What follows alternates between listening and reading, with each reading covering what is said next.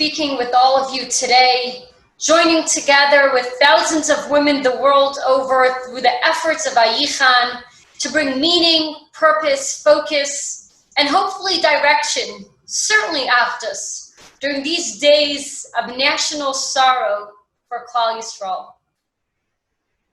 Marcel was a master of silence.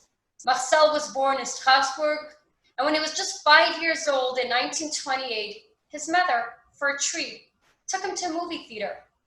In those days, not only were movies in black and white, but they had no sound. There was simply a screen with actors miming a simple plot. Marcel was spellbound. The little boy returned home and started practicing. Every day he entered a silent world, and there he played and acted and entertained his audience of stuffed toys. Marcel was 16 when the war broke out. His father was taken to Auschwitz. His cousin was involved in smuggling Jewish children from occupied France to neutral Switzerland. He knew that Marcel was the perfect person to have on board. And so Marcel entered the orphanage and silently pretended to pick up a suitcase. He mimed summer vacation, and their eyes lit up. Without a word, he rehearsed with them each leg of the journey until they were captivated, until they trusted him. All through the journey, he mimed to them as he wordlessly led them in the act that would save their lives. They were simply setting off to a vacation home, across the border. Nothing suspicious, nothing at all, nothing to fear. Each time they got scared, he would make funny faces or show them around an imaginary villa, complete with a swimming pool. Through silence, he reached out to the orphan children, put them at ease, and led them past Nazi soldiers and over the border to safety. The master of mine made the trip again and again. The silence gave birth to life.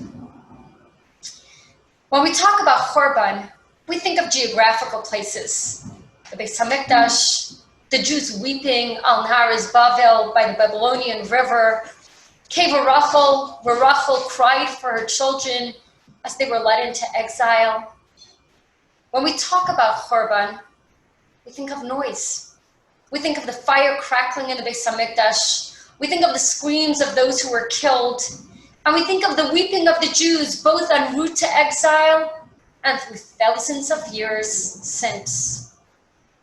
Today, I want to talk about a place that can be seen and a sound that can be heard. And that place is our hearts. And that sound is our silence. Let's go back and trace the origins of this strength and explore how it impacts our lives today. There's a very interesting exchange in Parshas Vayetze between Rachel and Leah. Reuven was a little boy at the time, anywhere between 5 and 8 years old. He went to the fields and gathered dudaim, mandrakes, which he brought home for his mother, Leah. Rachel saw this, and she wanted some of those dudaim, which were known to be a fertility aid. Rachel asked for them. Dudai banaich? And Leah responded, Hanat kachtech es ishi, v'lakachas es dudai banaich? Is it not enough that you have taken my husband? Now you also want my dudaim? Rachel responds, okay, I'll make an arrangement with you. You give me your dudaim, and tonight Yaakov will come to you instead of to me. Please, let's think about this for a moment. Hamat kachtech es ishi. You took my husband. Who took whose husband? These words must have seared agony in Rachel's heart. But Rachel remained silent, just offers to give away her turn with Yaakov for the dudaim. Now, let's ask a question. What could Rachel have said? She could have said anything like, I took your husband. Can I just give you a reality check? Yaakov was supposed to be my husband. That was the heavenly plan, and it was the plan down here on earth too. I met Yaakov by the well. Yaakov worked 7 years to marry me. And at the very last second, our father deceived Yaakov, and instead of him marrying me, You, my sister Leah, were brought to the chuppah. And what did I do? I didn't want you to be ashamed. I didn't want you to be embarrassed. So I gave you over the secret signs that we arranged. I gave them to you so that the wedding would go through and so that your dignity would be saved. So now you think I took your husband? He's my husband. He was always meant to be so. And not only do we share him, but you have children and I have none. And all I'm asking is for a few dudaim, a segula for children, which you have, and I don't. It would make a good rant, no? Wouldn't it? She definitely had what to answer. But what did she do? Silence. She said not a word, just went on and made the arrangements that she wanted to make. Rachel Imenu is held up for all generations for her quality of silence. What's more, she bequeathed it to her descendants. When Shaul was anointed king, he kept quiet. And Esther refrained from sharing her identity when she was taken to the palace of Achashverosh. The Gemara in Megillah 13:8 explains that the silence became a spiritual gene, passed down through the generations and reappearing at critical junctions in our history. Let's think together about this quality of silence. For many of us, silence is not a comfortable place to be. We like to talk and schmooze and chat and advise and tell stories and deliver opinions. In fact, we have a heritage of noise, Torah lectures and speeches and all the Amoram arguing through 72 Masechtas of the Talmud. We often think about silence as self-restrained. I really want to say something, but I bite back. I have a comment that may be a little nasty, but is super witty and will have everybody laughing, but I don't say it. And that is true. This perspective of silence is true. But there's more.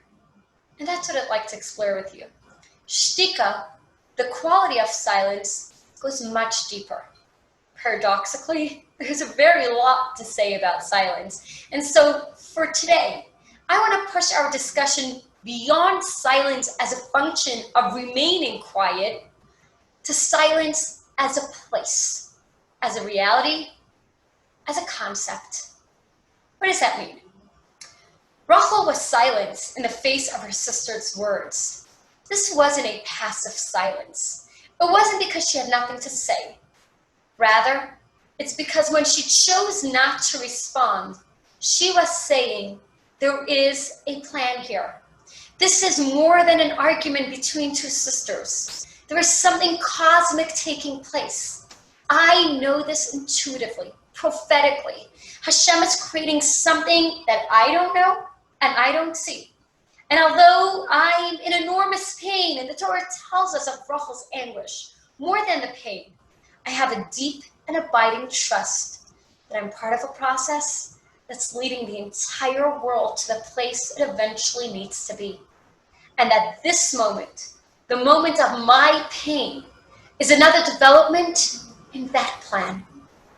And so, more than wanting to respond, I want to be plugged into what's unfolding in front of my eyes. And I'll say it again. More than wanting to respond, I want to be plugged in to what's unfolding right here in front of my eyes. When a person is silent, it means that he or she is saying, not everything has to be said. There's something more to all this than one exchange. I'm going to wait and see. Watch how things will play out. Because there's something bigger here than my words or my opinion or this specific conversation. I'm going to remain silent as an active witness to all that may yet unfold. Silence is testimony to the power of process. We're holding in the 9 days. Just a few days until the most painful, silent day of the year, Tisha B'Av. When we think about the gullahs that we're in today, we're used to thinking of all of this as one big, painful, heart-wrenching mistake. Gullahs came about because of our mistakes. We were inadequate, and we still do measure up. That's why we don't have a Beis HaMikdash. But there's a deeper perspective. That gullahs is Hashem's silence. Now, that silence is deafening. It's chilling. It's frightening. Galus is a long and painful silence, reflected in the personal pain we all carry, in the confusion, in the searching for meaning, for clarity, in the challenges we all have and the burdens we all carry. The more obvious challenges we face and the hidden challenges we experience.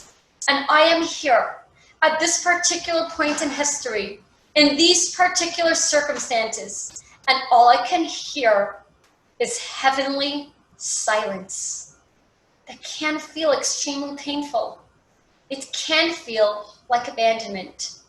So there are two ways in which I would like to look at processing the silence. The first way is to listen. Just listen. Hear the deeper rhythm of what is happening to us and as individuals and as a nation. A vibrant relationship with Hashem means that we cry and we daven and we speak our hearts with Hashem. There's dialogue going on, and it can get passionate and it can get fiery. But underneath all those words is silence. Not a silence of despondency, and not a silence because it's too painful so there's nothing to say. Rather, a silence that comes from a deep faith, a knowledge, an awareness that I may not understand, and it may be hard, but I trust. And my trust is so deep that it allows me to look on, notice, and see, but ultimately know, and know in a very deep place, that my silence is born out of deep faith and trust in Hashem's master plan. That's not silence as wordlessness. That's not remaining mute. That's a silence as dimension.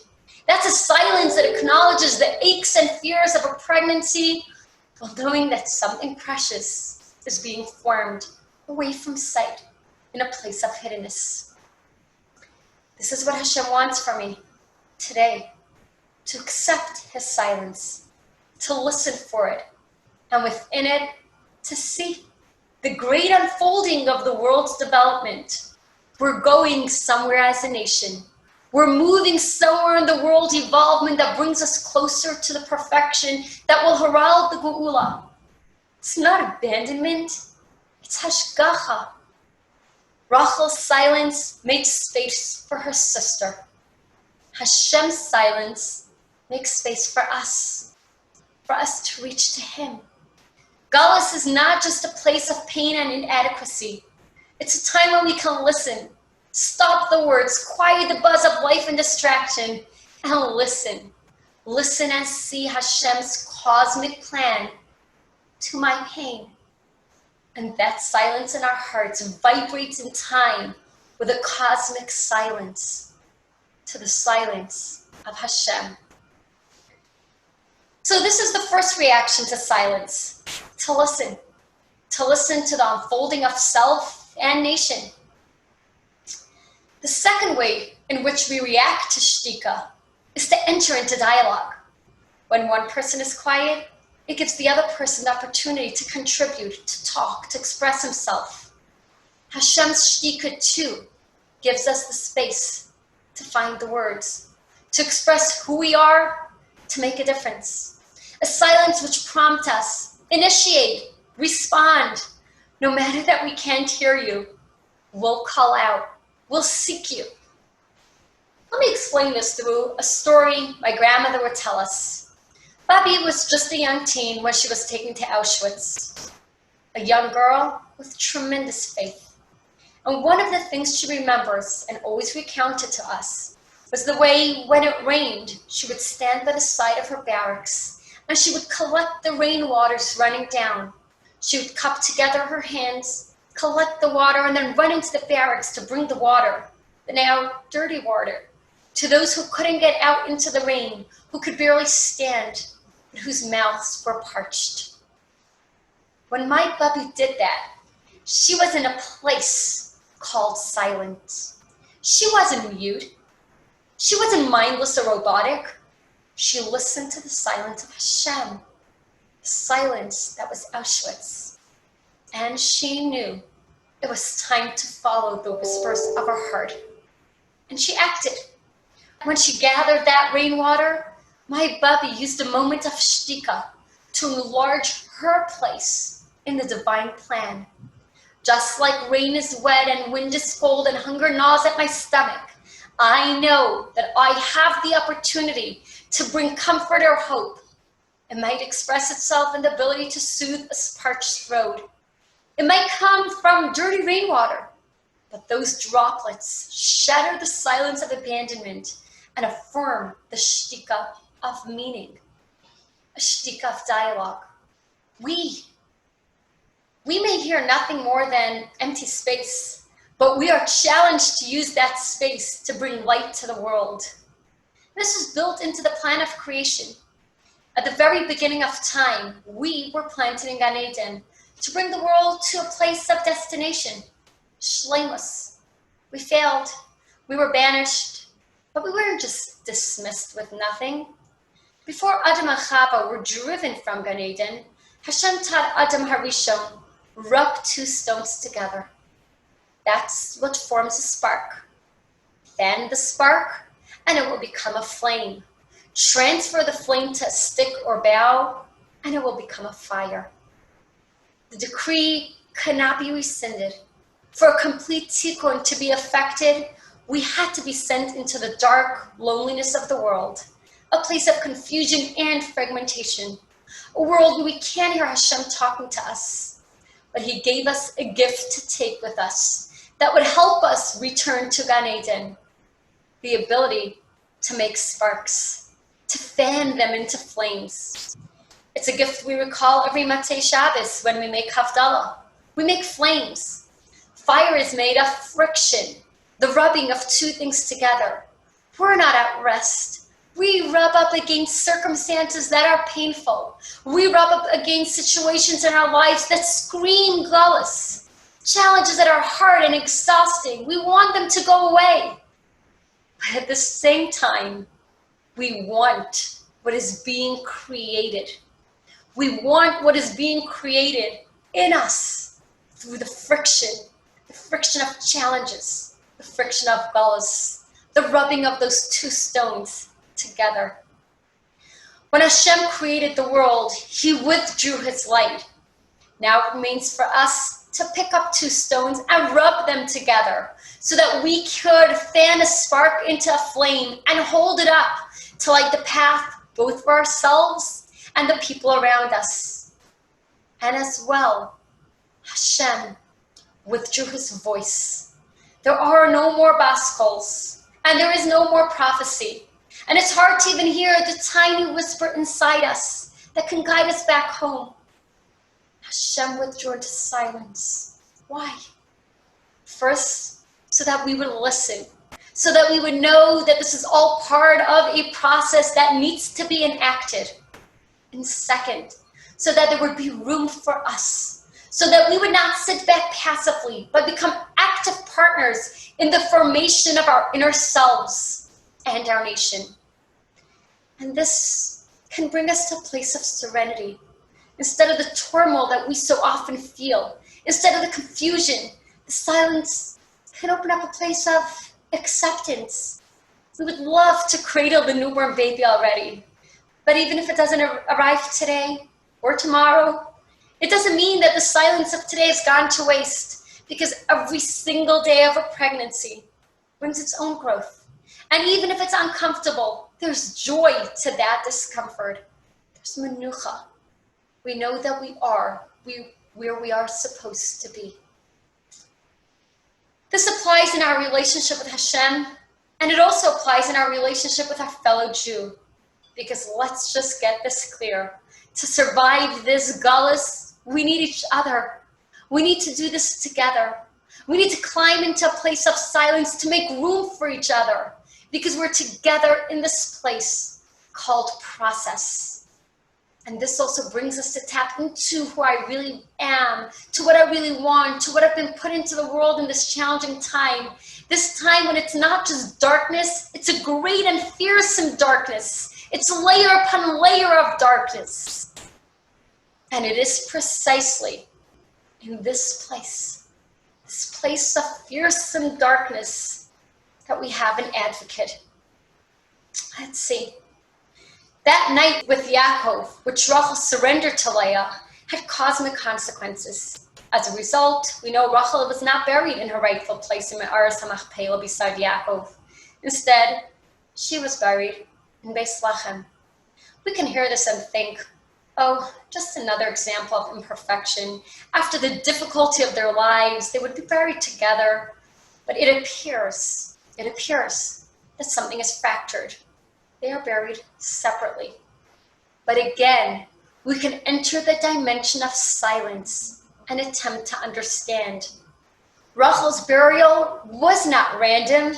It gave us Keva Rachel, that place which has a special place in the heart of every Jew. That place we go to when we need the unconditional love of a mother, when we need the spiritual energy of silence, listening, so that we can spill out our pain, a place we can go to in turmoil and leave comforted. Generations later, hundreds of years and a world away, when our children were exiled, they would stop and cry by her kever, and Rachel would hear their tears and feel their pain. And she would come before the Kisei HaKavod. Have mercy on my children, she would beg. You have thrust them into a world of darkness, into a place where there's so much suffering that words have become irrelevant. And HaKadosh Baruch Hu responds, Mini kolech mi bechi. Rachel, you can stop crying. His mercy is awakened because of her silence. She was silent in the face of her sister, not just once when the simanim were given over, but twice. And he says, Rachel, dear Rachel, there is no need for you to cry, because your silence is the most powerful thing you can give to your children. That silence of listening, of process, of making space, of hearing my silence, of waiting for redemption.